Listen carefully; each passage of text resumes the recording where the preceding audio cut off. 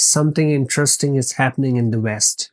People aren't just hearing about Islam, they are embracing it, and not in small numbers.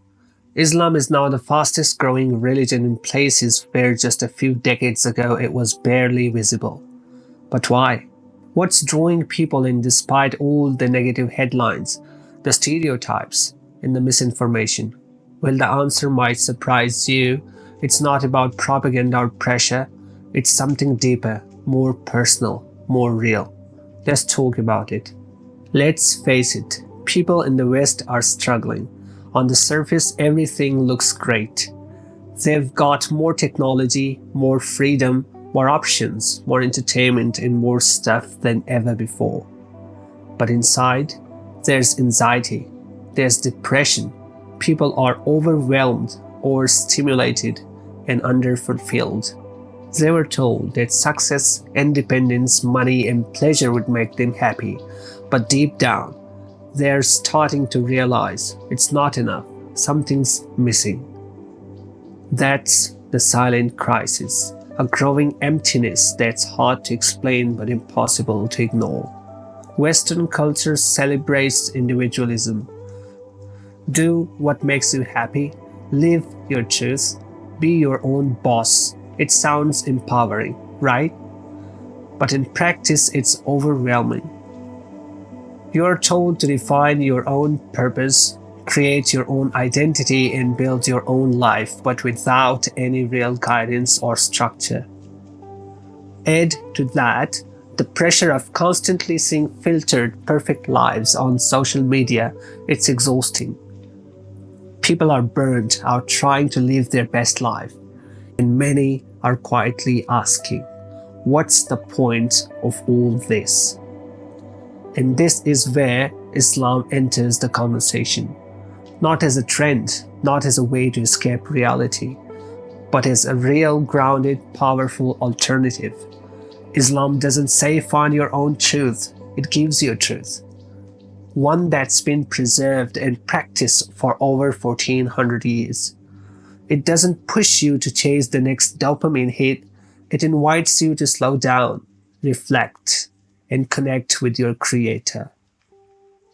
And for people who've been trapped in the endless loop of scrolling, consuming, and comparing, that message isn't just appealing, it's freeing. Instead of chasing popularity, Islam says chase sincerity. Instead of following your desires, it teaches self-discipline.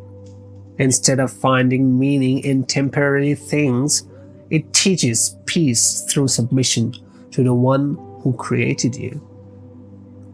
And that hits different, especially when nothing else has worked. Now here's something important. Islam doesn't promise a life without problems. It doesn't promise you'll be happy all the time, but what it does offer is purpose. And that's exactly what people are starving for.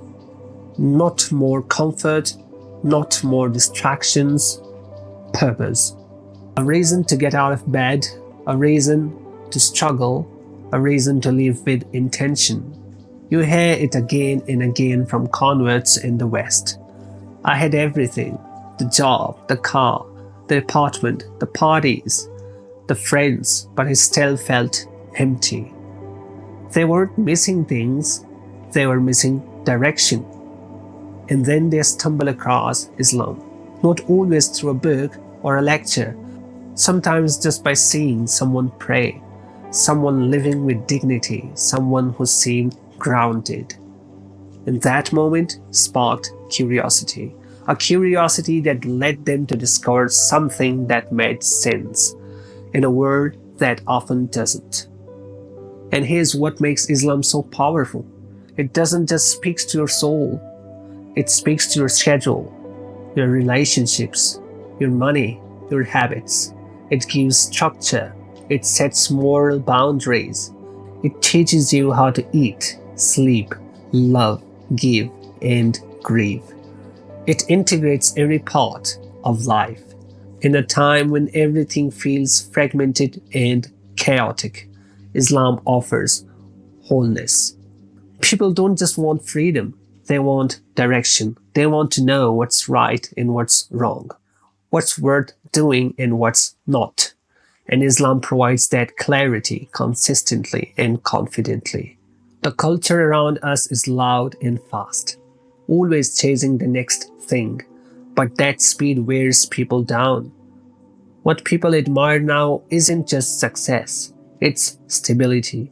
When someone sees a Muslim praying 5 times a day, fasting for an entire month, wearing modest clothing, and living by the same ethical rules whether it's convenient or not, that consistency builds respect. That discipline builds trust. And trust creates influence.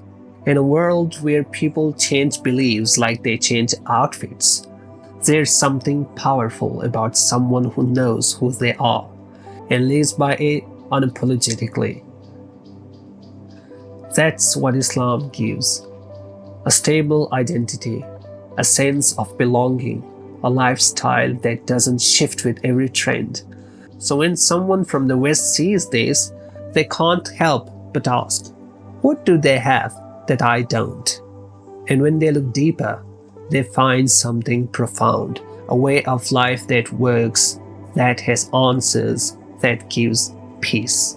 So no, Islam isn't spreading because of pressure or popularity.